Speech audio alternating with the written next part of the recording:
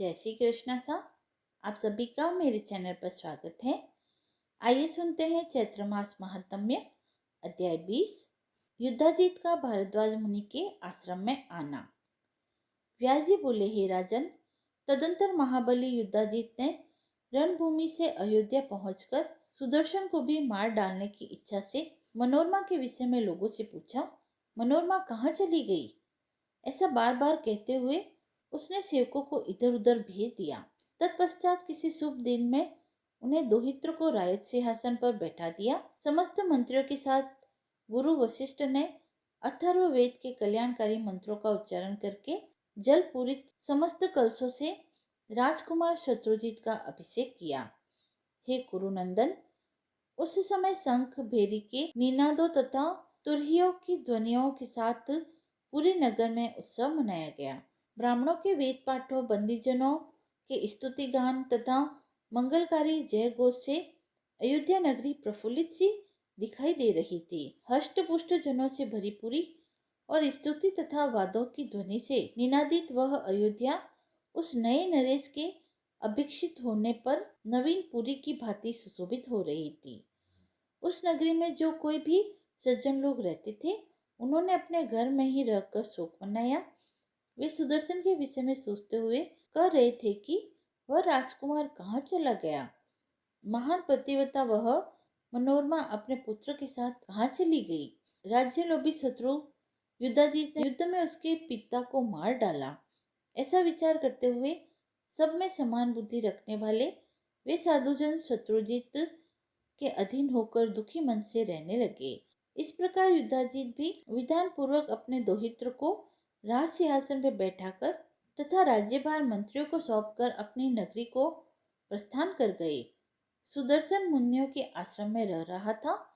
ऐसा सुनकर युद्धाजीत उसे मार डालने की इच्छा से तत्काल ही चित्रकूट पर्वत की ओर चल पड़ा। वह दुर्दस नामक श्रृंगवेरपुर के राजा के यहाँ पहुंचा और उस विशाल सेना संपन्न तथा पराक्रमी निषाद राज को अगुआ बनाकर उसने शीघ्र ही आगे की ओर प्रस्थान किया। युद्धाजीत को सेना सहित आते हुए सुनकर अबोध संतान वाली वह मनोरमा भयभीत तथा अत्यंत दुखी हो गई। अत्यंत शोक संतप्त वह मनोरमा आंखों में आंसू भरकर मुनि भारद्वाज से बोली कि युद्धाजीत यहाँ भी आ पहुंचा। अब मैं क्या करूं, कहाँ जाऊं? इसने मेरे पिता का वध कर दिया तथा अब दोहित्र को राजा बना दिया।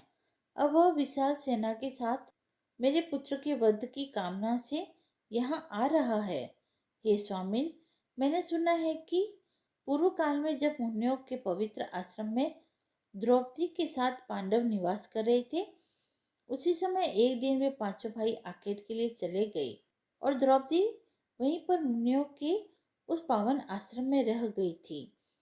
दौम्य, अत्रि, गालव, पैल, जाबाली, गौतम, भृगु, चवन्य, अत्रि गोत्रज, कणव, वितिहोत्र, सुमंतु, यज्ञदत्त, वत्सल, ये सब और भारद्वाज आदि अन्य पुण्यात्मा मुनिगण उस पावन आश्रम में विराजमान थे।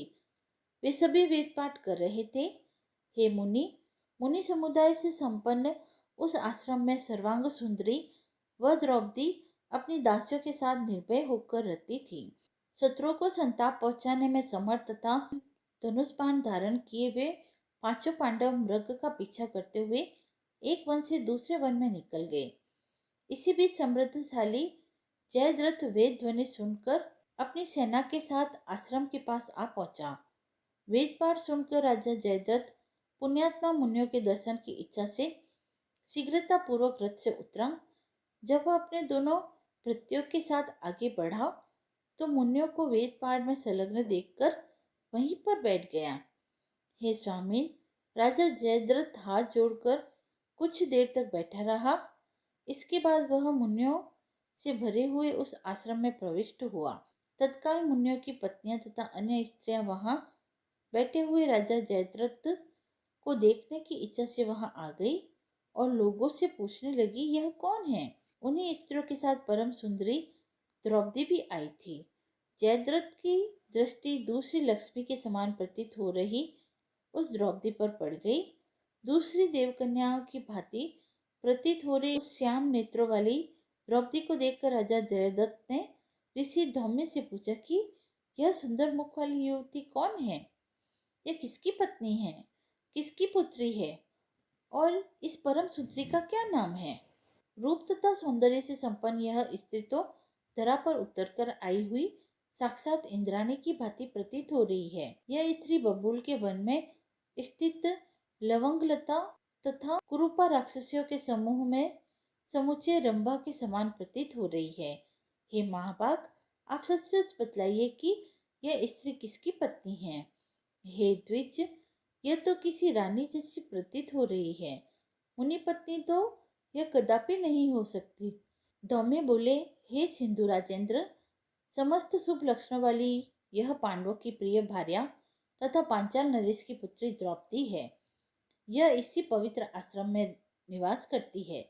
जयद्रथ बोला, विख्यात पराक्रमी पांचों पांडव कहाँ गए हुए हैं? क्या वे महान बलशाली वीर निश्चिंत होकर इस समय इसी वन में रह रहे हैं? धौम्य बोले, पांचों पांडव इस समय रथ पर आरूढ़ होकर आखेट के लिए वन में गए हैं। वे राजागण मध्याह्न काल में मृग को लेकर आ जाएंगे।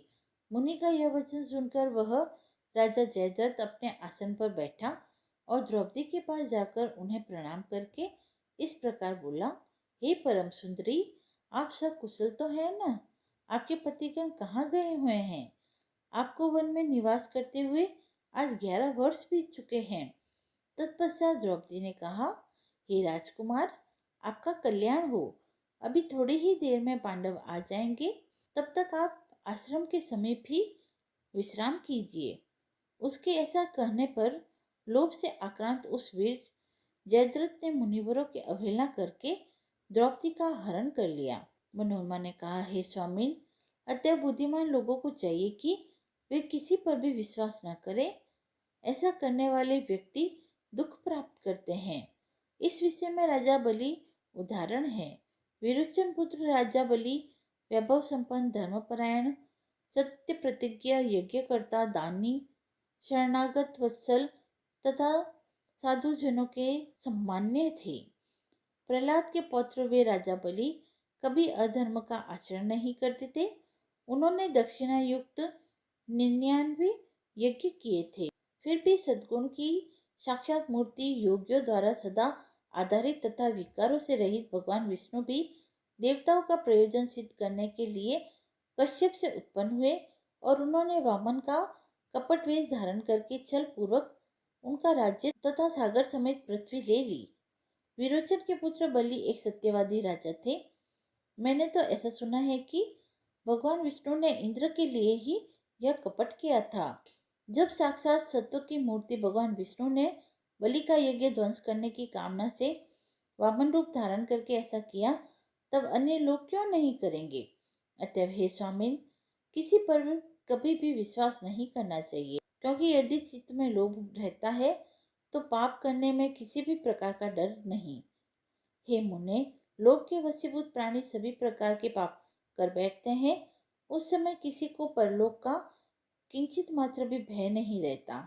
लोभ से नष्ट हुए चित्त वाले प्राणी दूसरों का धन हड़पने के लिए मन, वचन तथा कर्म से सम्यक तत्पर रहते हैं। देवता की निरंतर आराधना करके मनुष्य उनसे धन की कामना करते हैं। यह निश्चित है कि वे देवता अपने हाथ से धन उठाकर उन्हें देने में पूरी तरह समर्थ नहीं है, किंतु व्यवसाय, दान, चोरी तथा बलपूर्वक लूट आदि किसी भी माध्यम से मनुष्य का अभिलषित धन उन देवताओं के द्वारा दूसरों पास से ला करके उन्हें दे दिया जाता है। विक्रय करने के लिए पर्याप्त धान्य तथा वस्त्र आदि का संग्रह करके वैश्य इन भावना से देवताओं की पूजा करता है कि मेरे पास विपुल धन हो जाए। हे विप्र, क्या इस व्यापार के द्वारा दूसरों का धन ग्रहण करने की उन्हें इच्छा नहीं होती? वस्तु का संग्रह करने के बाद से ही वह भाव महंगा होने की इच्छा करने लगता है। हे ब्राह्मण, इस प्रकार सभी प्राणी दूसरों का धन ले लेने के लिए निरंतर तत्पर रहते हैं, तो फिर विश्वास कैसा? लोभ तथा मोह से गिरे हुए लोगों का तीर्थ, दान, अध्ययन सब व्यर्थ हो जाता है। उनका किया हुआ वह सारा कर्म न करने के समान हो जाता है। अतः हे महाभाग, इस युद्धाजित को घर लौटा दीजिए। ये द्विजोत्तम जानकी की भांति मैं अपने पुत्र के साथ यहीं निवास करूंगी। मनोरमा के ऐसा कहने पर तेजस्वी भारद्वाज मुनि युद्धाजित के पास जाकर उनसे बोले, हे राजन, आपने अपने इच्छा अनुसार आप अपने नगर को चले जाइए। छोटे बालक वाली यह मनोरमा बड़ी दुखी है, वह नहीं आ रही है। युधाजित बोला, हे सौम्य मुने, आप हठ छोड़ दीजिए और मनोरमा को विदा कीजिए। इसे छोड़कर मैं नहीं जाऊंगा। यदि आप नहीं मानेंगे तो मैं इसे अभी बलपूर्वक ले जाऊंगा। ऋषि बोले, जैसे प्राचीन काल में विश्वामित्र वशिष्ठ मुनि की गौ ले जाने के लिए उद्यत हुए थे, उसी प्रकार यदि आप में शक्ति हो तो आज मेरे आश्रम से इसे बलपूर्वक ले जाइए। 20वां अध्याय समाप्त हुआ। यदि आपको ये पसंद आया हो तो आप मेरे चैनल को लाइक शेयर एंड सब्सक्राइब करें। धन्यवाद।